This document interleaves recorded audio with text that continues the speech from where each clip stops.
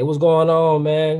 We locked in with Bookman Not Podcast, man. We got a special guest, man. Somebody coming on here about to drop some gems, man. We really appreciate you, for taking your time to come on here, to help, build. So we're gonna go ahead and get started. Y'all know I'm directly here with G. We got everything Pierre. How you get your name, man? Most definitely. They call me Pierre. I go by my last name. I'm all about building generational wealth. I appreciate it for being on the actual podcast. I really do. Right now, I just want to push out as much free game as possible to the community. Help you guys break generational curses. And for my females out there, you can't be bad and bougie with bad credit. That's the bar. Yeah. You can't. Hold on, we gotta say it. We gotta say it one more time. You can't be bad and bougie with bad credit. Yeah. What does credit mean to you?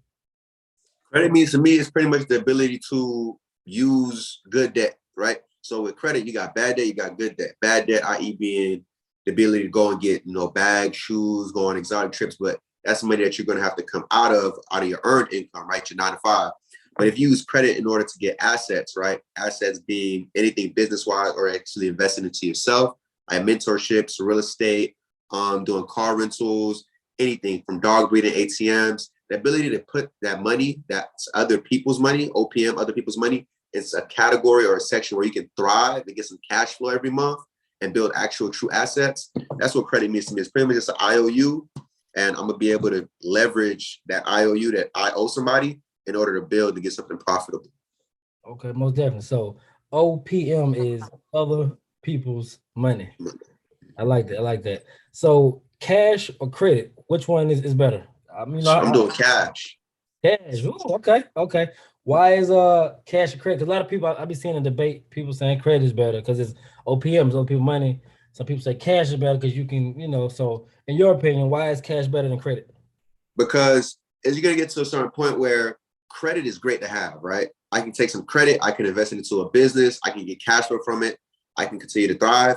But there's a lot of individuals that's actually in the field that they got credit cards with $100,000, right? But they don't have the mindset to do it, right? If, like I always get this little analogy, right? If I give you $10 million, right? I give you $10 million cash, you had to do nothing for it. Would you take that $10 million or would you take $2 million if it was earned?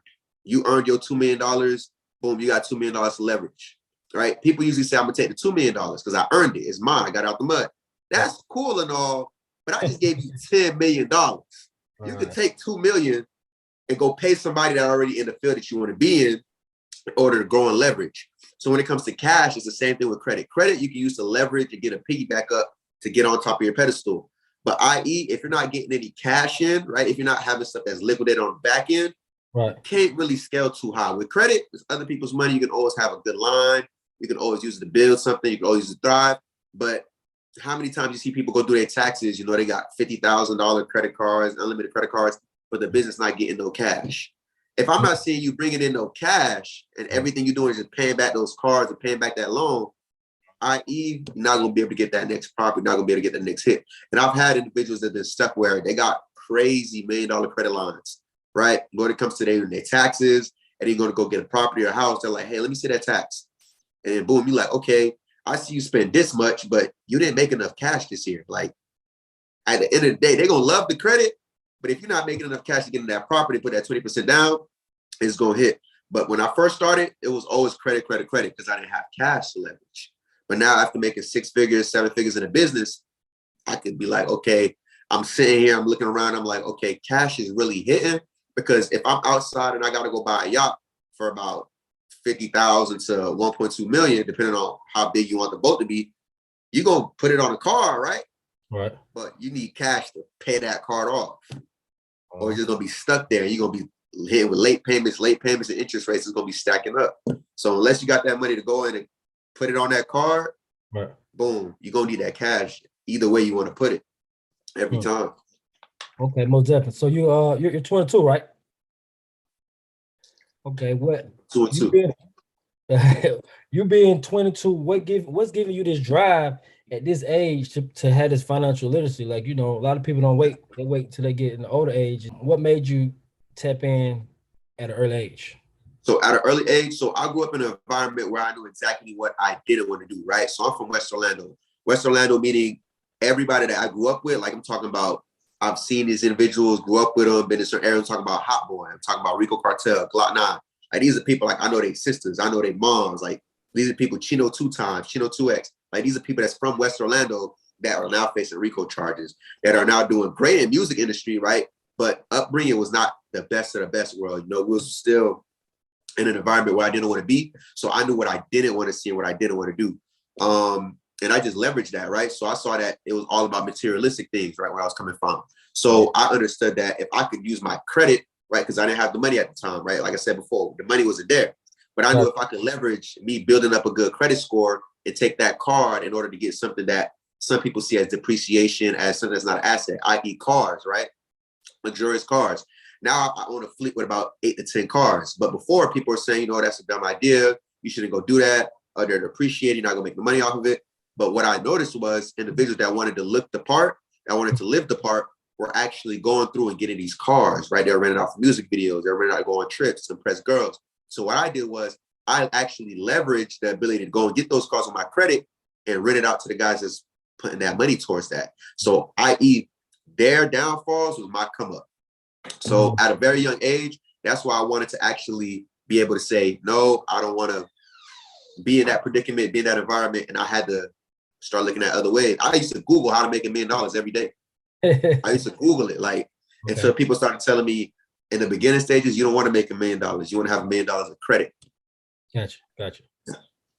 So what does Florida mean to you? You said what? What does Florida mean to me? Yeah, what does Florida mean to you?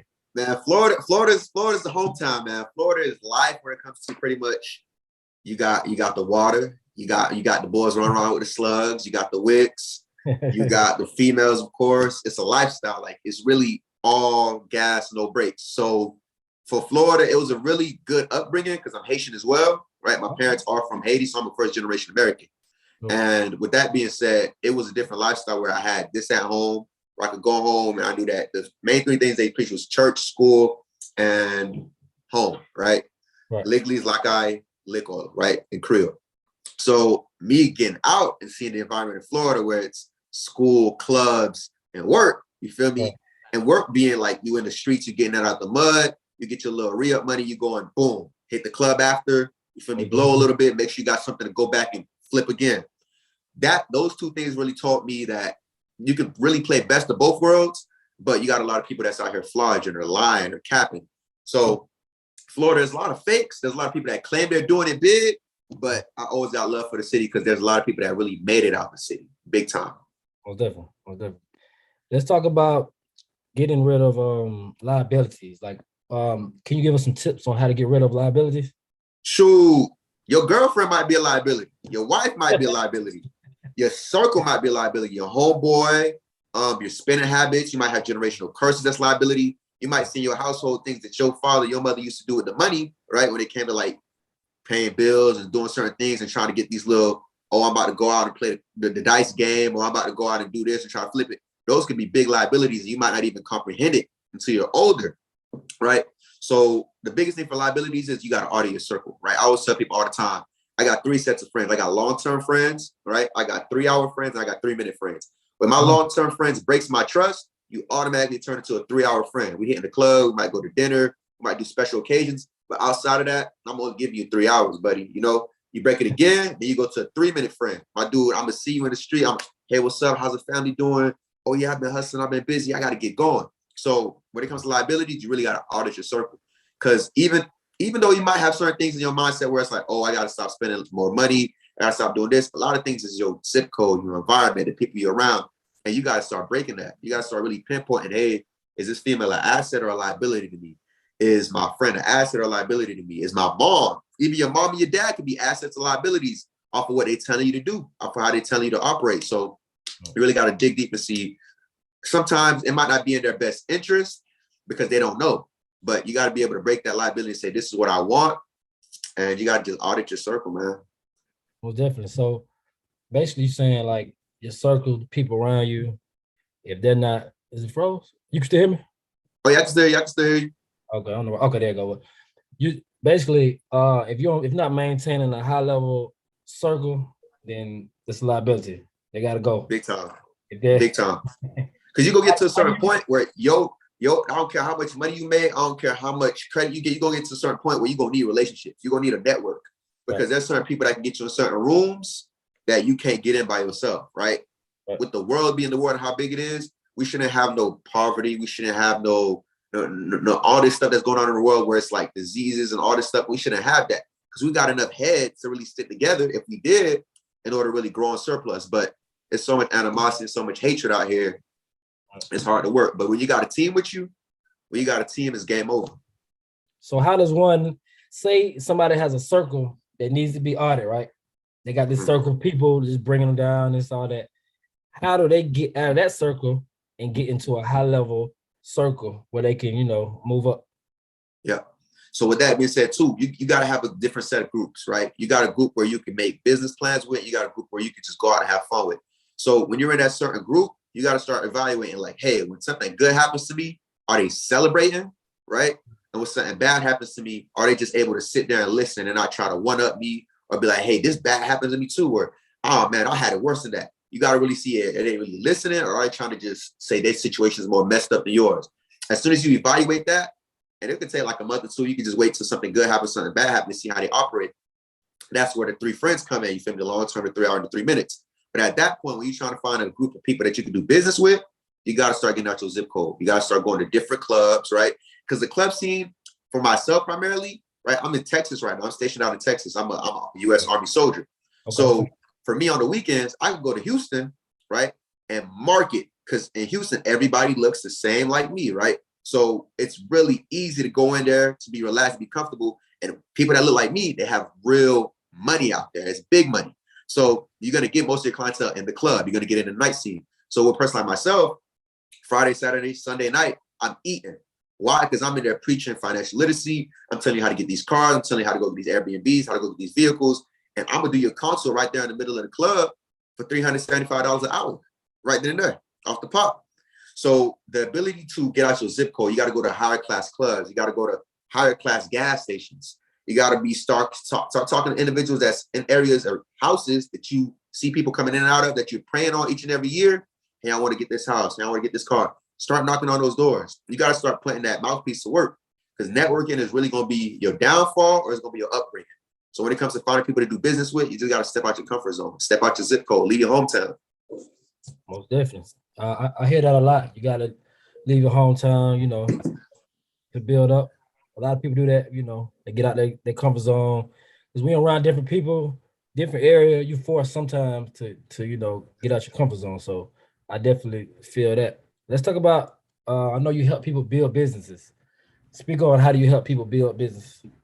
So primarily with me, it all started back in 2016. So when I was going through and seeing what I didn't want, and I was getting some revenue from it, right? By getting these cars outside, by being able to go and leverage some of that credit, I started telling myself, hey, I can give this information to the game. I was already giving it to my homeboys, my cousins, my sisters, my brothers, but I wanted to push out more. So when it comes to building your personal credit, because a lot of people's credit is shot, right? A lot of people's credit is shot. And that's okay, right? Because you can always remove and repair your credit.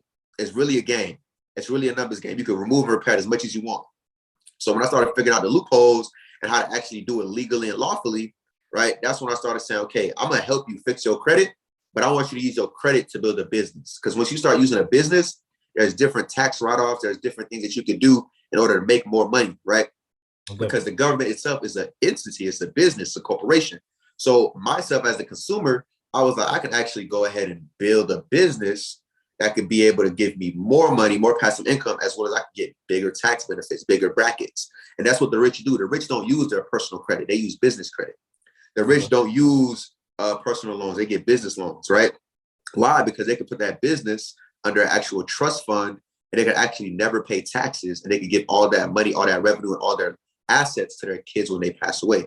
So when I figured out I could help people do that, get their personal credit where it needs to be at, I would tell everybody, my goal for you when I get your personal credit right is to start a business. So we go ahead and get the personal credit right. We formulate the business legally and lawfully, as long as we do it accurately. There's a lot of ways to formulate a business, but you could do it the wrong way and really mess yourself up. As well as we go ahead and get that business funded for you. And we've got business funded from as little as you need $1,000. We got you up to $1 million in funding, right? I got a PDF alone that's worth like $350 with $2 million in funding. right? And that's using none of your personal credit.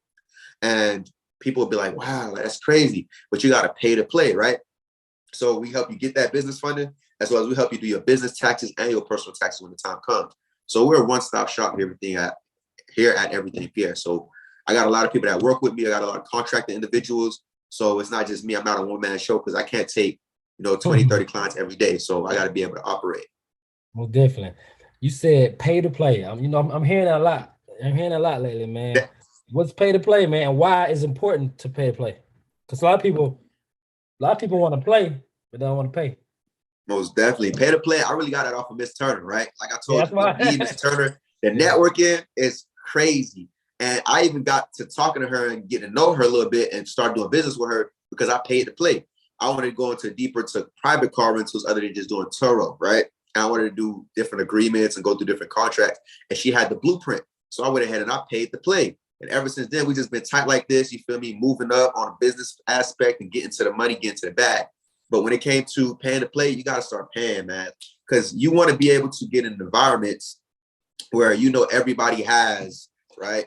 Everybody's got one of these, or everybody's got, right, one of these, right? You want to be able to get into environments where everybody's got those American Express cards, those Chase cards, because when you start getting into the environments, even if you don't have the money, if you just have a story, make sure you get a 9 to 11-second pitch. Hey, I'm so-and-so. Right now I'm in this predicament. My mindset is to be here in 5 years, and I want to get there by doing this. And I want to 10x this business alone. How can you help? You're going to get a yes or no either way, right? But you got to be able to get out of those environments and be able to pay to play. To be able to pay to play could be as little as getting your credit where it need to be at, so you can get approved for one of those cars, and then you can go into those Centurion lounges that you see at the airports, where you got spas, you got free food, you got free Wi-Fi. You're in there with people with 800 credit scores. You're in there with millionaires, billionaires, and you wouldn't even know, right? Only thing is, this was your golden ticket to be able to get into that lounge. That's all you needed. So the ability to be able to pay to play is to take the little amount that you got. Because 9 times out of 10, you're gonna go get the J's. You're gonna go get that new lace front. You're gonna go get your nails done. You're gonna go to the mall and get that outfit. But why not you pay to play to invest in your own self? So that's really where it comes from. Okay. So would you consider Miss Turner as a mentor?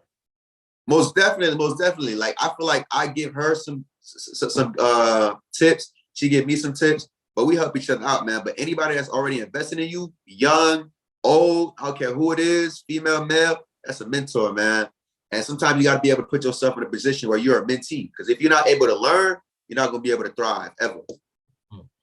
So who influenced you on your road to getting into, this business? Who would you say somebody like just growing up early on who influenced you? Me coming out of West Orlando, it was Chino 2 times, like Chino 2X. He's an artist right now coming out of West Orlando. Right now he's over in Seattle doing numbers.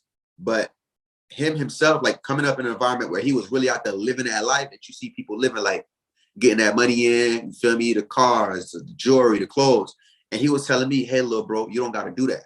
You feel me? These big homies here, they're going to be trying to bring you along and you feel me, stuff go left, they're going to want you to take the case. You don't got to do that. You got a different mindset. You got the ability to get out of here. You got the ability to grow. So Chino really put it on for me when it came to look at what you're really doing, analyze who's really around you, and move off of that. Because everybody don't got your best interest at heart. So I was happy I had an actual real big homie. You use that word big homie a lot now in society, but those big homies, you feel me, when something go left, oh man, take this from me because, I got wife and kids and I got this and that. But no, he was a real big homie that I was like, bro, I'm going to do my own thing. I'm going to take my own time. I'm going to do my own charges, but I don't want you doing that. I'm going to teach you a different way so you can actually make money, be profitable, and get out of the situation you're in. So I really had that was really the good mentor for me. That was really a good mentor for me when it came to you living that life, you see what it's about, and you telling me, hey, there's a different route. Right. As far as we talking about legacy, what do you want to be known for when it's all said and done? When they attach your name to something, when they put your name, when they say Pierre, you know how like Tupac got something, when you speak of Tupac, his legacy.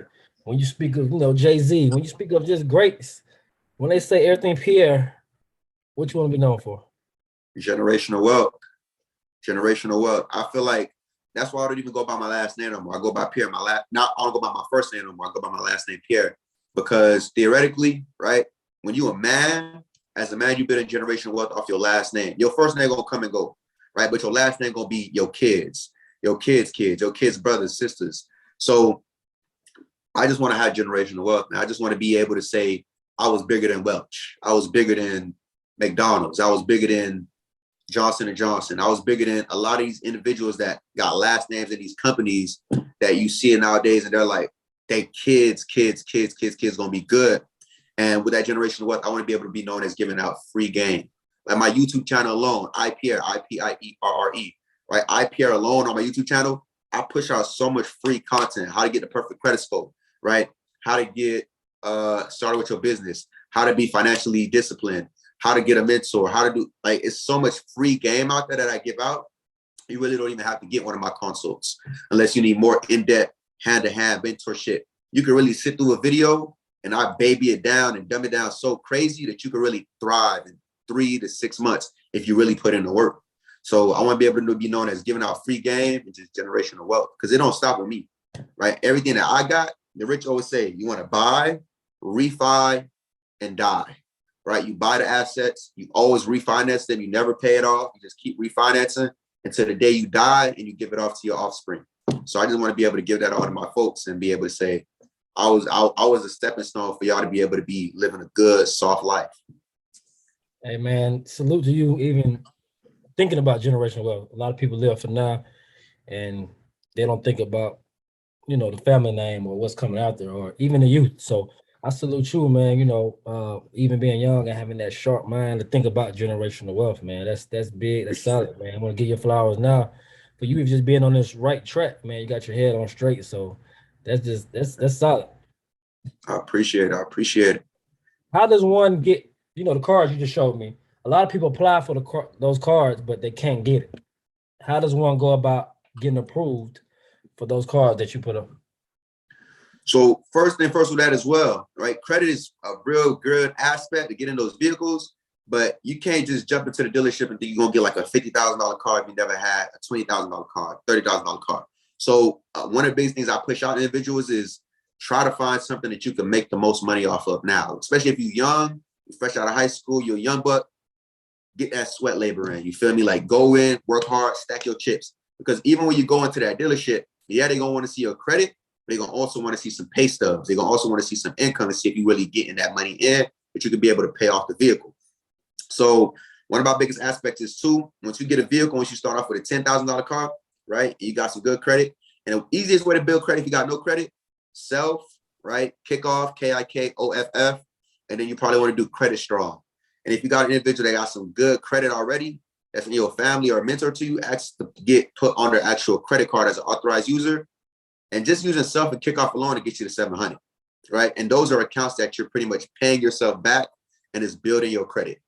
So with those two things, you're gonna be able to walk into a dealership and get a $20,000 car, offer it, even with no job, right? You could be like, hey, I'm going from job to job. You show them your mom's pay stubs, because even when you go in a dealership, you could really leverage household income, right? You could leverage household income, meaning you could have your mom's pay stubs and it being your last name, or your dad's pay stub and it being your last name, or your uncle, your auntie, whoever you live with, it being your last name on there. You can say, hey, this is how much my household income is bringing in, and I want to be able to get this car. 20,000 is going to be your buffer zone, because they're going to be like, okay, bet with 20 G's, we can get you a vehicle, right? As soon as you get that $20,000 vehicle, you wait 6 months, make on-time payments, boom, refinance or trade it in and go to a 30,000. 6 months again, 40, 50, and you just keep going up. So the ability to use that is, remember, you started off with using household income, the pay stub that's not even yours. They just got your last name, so you can leverage it, right? But at this point, now when you're going in to trade in the vehicle, they're not asking you for no more pay stub, because the actual vehicle equity or the money that's in the vehicle already can be used to actually qualify for that next loan. So you really just leverage off of self kickoff and you using somebody pay stub that's in the house to be able to say, hey, this is not my pay stub, but this is the household income that's coming in, and I want to be able to use that to get finance for that vehicle. Most definitely. What does savings mean to you? Is it important? Davis, Yeah, do you feel like savings is important, or is it overrated? I feel like you should have an emergency fund, right? It's about 6 to 12 months worth of bills. Just stow it away somewhere where you can be able to liquidate it as soon as possible if something goes left. But as for savings, like in a normal bank account, you're losing too much money when it comes to inflation. So what I tell people, once you get that emergency fund set up, once you get that 6 months of expenses, then you should already have all your stuff audited. For all my young cats out there, all my older cats too, you should have everything audited so you know what's going in and what's coming out. Because you never want to spend more that's coming out than more that's what's coming in, because then you're going to be negative. So once you get that put out, whether it's an Excel sheet, notes, whether it's a spreadsheet, whatever it is that you put it down, you just want to track what's coming in and what's coming out, right?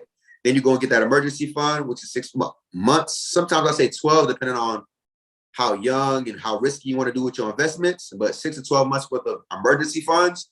And then you want to start putting that money that you're getting extra in that you're supposed to be saving into, I'd say, something as easy as the S&P 500, right? An ETF, you see about 10 to 12% on your money every year. Even through the pandemic, it's still been going up 10%, 7%. Last year, it went up 38%. Even with stuff like that, you still got money that's coming in that you know technically you're saving, but you really invest in it. And you're looking at way more return on investment than you would have to sitting inside a savings account. Why should you never have a plan B? Because, never. Your plan B should be able to be that plan A is successful. Plan B should be, plan A should always be successful. Because with plan Bs, you really doubt yourself little by little. Psychologically, you doubt yourself. Like what I do in the military now, I'm an actual behavioral tech, right? So I sit down and I talk to people all day when it comes to psychology. We do treatment. We go through and think of how the mind process, and we do tests and all that stuff. When you get a plan B, you doubt yourself big time, because you being able to say, I'm going to mess up, or I'm not going to be able to get plan A 100%. Plan B will always deter you away from your path. Always. And I tell people all the time, a man, for say, you reach your financial peak as a man at 50 years old. So if you're 30, 40, I don't care if you're 45, you got 5 more years to go to really reach your financial peak on average, right? So when you get 50, that's when you start seeing a lot of older heads. You can still have the same income coming in, but you're going to be out there getting a Corvette just because of your age, right? Just because the credit lines you built up. So when I tell people you got into 50 as a man, and I've seen cats that don't clear $1 million or two get financially rich at 70. So that's really the average. So, man, never stop chasing your dreams. Plan A should always be executed, and plan B should make sure plan A is being executed. Well, definitely. I watched one of your YouTube videos, and you were talking about ways for kids to make money at an early age. Like, could you explain that a little bit? Most definitely. So 100%. Here's one easy play for kids to make money at an early age, right? You got the ability to go to garage sales. So here's how I see it, right? You go to eBay, right? You go to completed and sold items, right? You go to the highest paid, right? The highest paid. You go to completed and sold items inside the filter. You go to highest paid, and you see what people are actually paying for stuff on eBay, right? It could be anything as little as mugs, right? Let's say you go in and you want to cheat yourself about mugs. So throughout the week, Monday through Friday, you should be doing research to see what out there that people paying top quality for that's on eBay that's already been sold. On Saturday, that's where you take all that research you've been doing throughout that week to actually execute. You get these mugs for 30 cents to $1 on the pop, right? Or it could be shoes. It could be whatever it want to be. But Monday through Friday is your main research, and Saturdays when you execute. You get these for pennies on a dollar. You get on eBay, you be able to sell them for high amounts. When I say high amounts, I remember one time, it wasn't even on mugs. It was at Plato's Closet. I walked into Plato's Closet, I saw a pair of Yeezys. There was about size 7, I want to say. They have them for $20. Brand new, brand spanking new. Brand spanking, I'm like, whoa. So I get on Go, I get on StockX, I get on eBay. I see they going for $300 to $400. So what I did was, at the time, I had good credit, right? But as a kid, you could easily ask mommy and daddy for some money and be like, hey, I want these shoes right here, right? Or you could go and sell water. Them water boys in Atlanta going crazy. All right. So there's a million ways to get money. And I remember I told her I used to Google how to make $1 million every single day. So the ability to go into eBay and all these other places and see what stuff's going for, stuff's already been sold, and you just do a little bit of research, you become a subject matter expert, and you execute on that one day, you could really flip mugs, shoes, backpacks, t-shirts, whatever it is. Everybody's going to want to buy something. As long as you got a service or a product, somebody in the world is going to want to buy it. Let's say that, okay, you help somebody start their business, right? Mm-hmm. Boom. They get everything situated with the paperwork and all that. They start the Instagram page, and then most people, then after that, they get 100 congratulations. Hey, y'all, you doing good? Then they just fade away after a while. What tips do you have on people who just do the first steps, and get everybody. They get the first wave of people supporting them, and then after that, boom, and they just stop and they fade away. You don't really hear from them no more. At that point, I would pretty much tell them start giving out free game, start giving out free stuff to the community. Because truth be told, people is gonna want to invest in somebody that has good character or somebody that has presence, that has intellect. Intellect is good. Don't get me wrong. When you got the knowledge, when you're subject matter expert in your craft, but if you don't got the presence and the presence and the character, it's always gonna fall through. You could be the smartest guy in the world, but if you're not pushing out this free info, nobody's gonna know about you. So I would start, hopping on Instagram Live, going through, giving giveaways back to back. I'd reach out to Director G. You feel me? Hey, I want to give out some free game. I want to put out some stuff out there. And you just got to be able to give out the free stuff. Then you start marketing, right? So after you begin out to your community for some time, you're doing some giveaways at the schoolhouse because you already had your first wave. You already had some revenue come in, right? You shouldn't be blowing through that revenue. You should be investing back into your business. So you do some free back to school giveaways. You do free game on IG Live. You do some free ebooks. You do some free guides. You get some free clients, right? Now you're going to start saying, okay, I got a master class for a group of people that want to learn about specifically this, right? And it's only $20. Boom. When you get that master class for $20, an easy way to do it, right? Everybody get on a Zoom. As soon as you do that master class for $20, what you would do is you would pretty much mark it up, right? So, we can get in the class for $20, but if you want a 30-minute one-on-one with myself after the class, $97. Now, boom, they're paying $97. You're going to get a few heads that come in and want to pay that $97. Then you go up and say, boom, after that class was successful, you push out a different class. And I want to do one-on-one mentorships for $250 a pop, right? $250 a pop. If you was already in that class that already had a $20 Zoom, it's $150 a pop, $100 off. So now you got to keep pretty much giving out from free to 20 to 97 to 250 back down to 150, and you keep leveraging, right? Because at that point, they already know you have what it takes because you've already been giving out free game. Now they're going to say, okay, I want to invest more and more and more into this individual. And you're giving people time frames to actually go back and be like, Pierre or so-and-so got a course coming out in a month. I get my check every 2 weeks. I'm going to stack this check 1 week and stack this other check the other 2 weeks and be able to get into that next class because I learned so much from this last one. So if you feel like your stuff is dying down, start giving out stuff for free. You know who also said that was a good idea? Gary V. He said he speaks on giving out free game a lot. Yeah. So no, definitely that's right. And do you find out when once they finally start paying for it, they pay attention more, right? Big time. Because if I give you something for free, right, you could be sitting back and like, man, I can get this information whenever I want. But when you start putting your hard-earned money towards it, and you know you were slaving at Amazon or UPS, or you've been working hard, oh yeah, you're gonna tune in. You're gonna take notes. Yeah.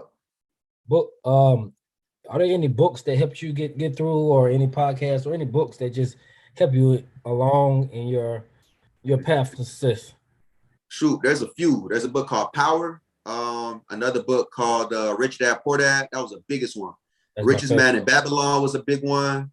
Laws of Attraction was a big one. It's key. Those are a few off the top of my head, but those books really teach you how it's not only about how to get the fastest money, but it's about where your mindset's at. If you are pretty much pouring into your community, if you're pretty much pouring into your network system, you pour into these relationships. If you give me, I'd say 100 wolves, and you give me an individual that's going to be in that society of 100 wolves for 100 days, he's going to turn out to be a wolf. But if you give me 100 sheep and you give him 100 days in that society that's 100 sheep, you're going to turn out to be a sheep. So you being able to be in that environment to recalibrate your mind and be thinking, how can I provide and go and push out into the world, is game over. Because as soon as you learn real laws of attraction, you learn manifesting, you learn affirmations, it's a done deal, man.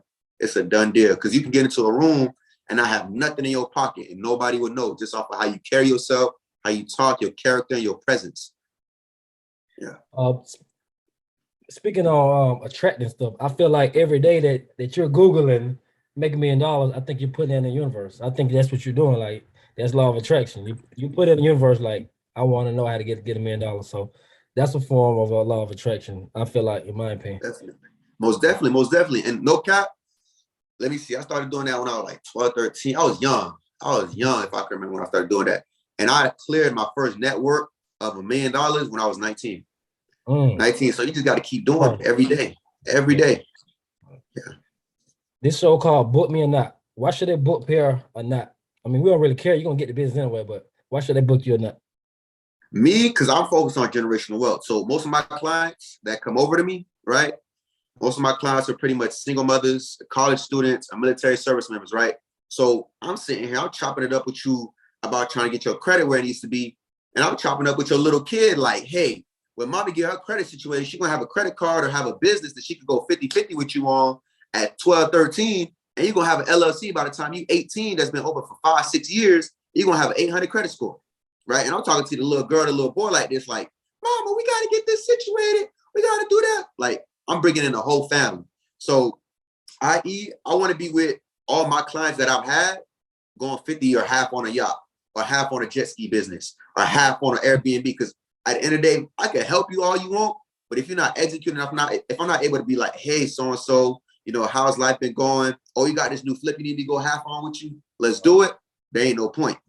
So it's all about being able to take everybody that I'm helping that paid the play in order to push and elevate to the point where they're going to come back and be like, yo, I got the credit, I got the funds, but I need investors. Where you at? And I'm here. How often should you audit your circle? Oh, shoot. At least once a month. At least once a month. And it depends too, because sometimes it could take a whole month to be able to see it.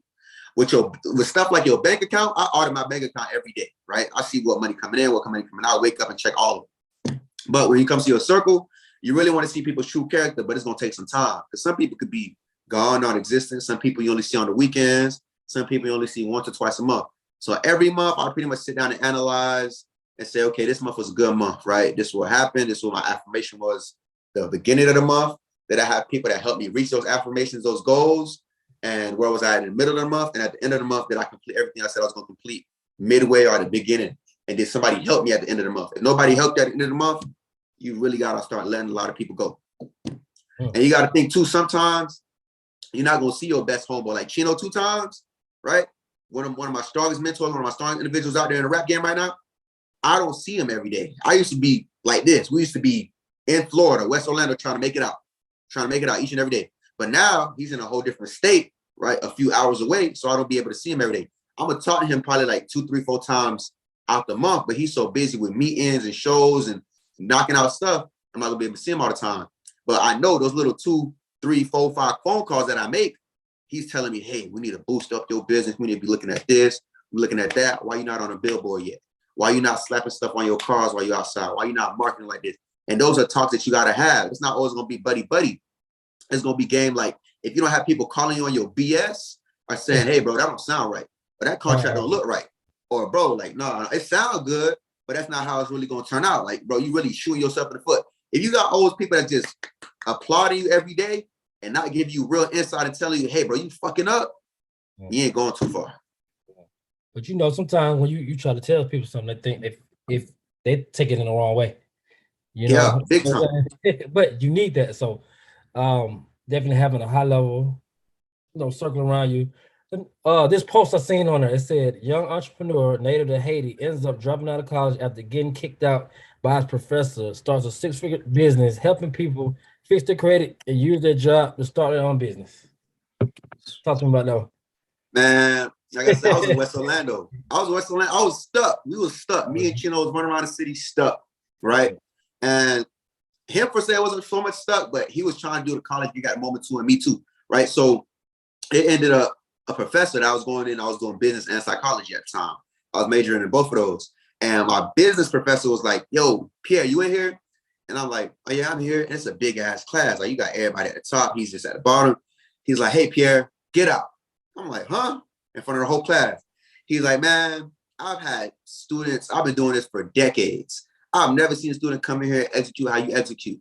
And he's like, the stuff I'm teaching you, especially in college, the stuff that we're going to teach you is how to operate a business.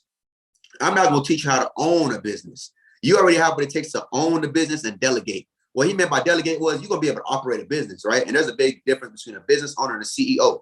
A CEO got employees and he's able to delegate as well as motivate, right? A business owner, you're a one-stop shop. You're the one man in your business. You feel me? He said, all these people in here going to probably be business owners. You're going to be a CEO of a few businesses. And when he told me that, it really clicked. He said, get out, go find a mentor, and never come back. That same week, I found a mentor that was doing exactly what I wanted to do.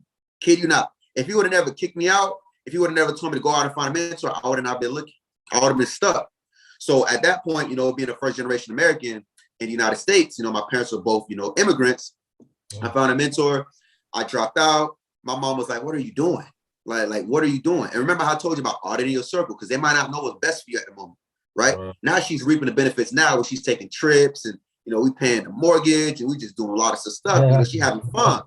But back then she was like, no. You're going to get the college education. You know, you get a good 9-to-5 high paying job. You pay off your student loans. You go off through that. But now she's really reaping the benefits. But back then, she couldn't see it. So as soon as I find that mentor, I 10x. Chino was like, bro, like, you know, we stuck. What's the next move? I was still talking about mentor and Chino at the same time. My mentor was like, Chino look like he got a good head on his shoulders. Follow what he tells you. And that was the last thing my mentor told me. And my mentor just disappeared. Like, you got what it takes. He disappeared. And Chino was like, bro, we got to get into this. Let's go join the U.S. Army. I said, boom, it is what it is. He said, boom, this is how we're going to execute. And that was really the biggest play. Because the biggest play in the U.S. Army was being able to go in, right, have that buffer zone for about 2 to 4 years, while we just sitting here stacking bread, investing. And we able to do what we want on the weekends or do what we want out of work and have these businesses. When I was still in the Army, I was still running all my businesses, right? He was still in the Army. He was still running as an artist, still doing crazy numbers, right? So when it came out to that, while he got out, now we got benefits. Whereas as a veteran, right, as a disabled veteran as well, you getting a check every single month that you don't got to worry about having to go back to work because you already did your full 3 years. So that was the biggest play. Like, we're going to be able to get out, have that buffer zone, have the knowledge, have the discipline, and still be able to collect a check even while we out. So as soon as I was, like I said, 19, I made $1 million in my network. I cleared 6 figures a long time ago. I was clearing at 18. So when I got 19, I was like, boom, we cleared, feel me, that mill. I was, in my head, it didn't really hit me because I was still like in go mode. But when I sat back, I'm doing the numbers, I'm like, whoa, I really came out of West Orlando, right? Right, the slums, like you, everybody see Disneyland, everybody see all that stuff, but when you go around the corner, you see Silver Star, Mercy Drive, Power Hills, you see what's in the news now, you feel me? Individuals I grew up with, Hot Boy, Glock 9, Rico Cartel, like these was cats I'm seeing, like you feel me, in the same situations, you feel me? And they know from mutual friends, know from family, they all facing like RICO charges and big stuff, like big stuff, but they out their city. You feel me? They cleared 6 figures, they cleared 7 figures. That stuff still brought them back in because we was doing stuff while we was little, but at the same time, it's like I really dodged a big bullet. So that stuff just, I don't know, man. It still wonders me to this day, but when you got the numbers there, it's what you look for. Yeah, man, most definitely, man. We appreciate you, you know, coming through, Madesolid TV, Bookman Not Podcast. Y'all either book, pay or not. He don't care. They're going to come anyway. He giving this free game. We're going to give you your flowers now, man. Keep doing what you're doing.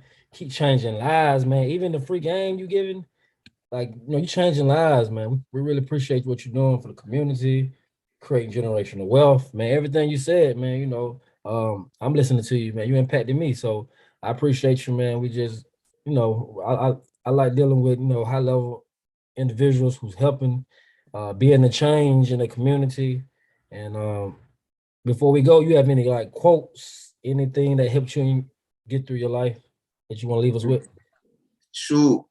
The one thing is actually a spiritual quote, actually a religious quote. Psalm 23:1. The Lord is my shepherd, I shall not want. So when I understood that I didn't really need what everybody else was looking for, I didn't really want what everybody else was looking for, I didn't really think in a certain aspect was like materials.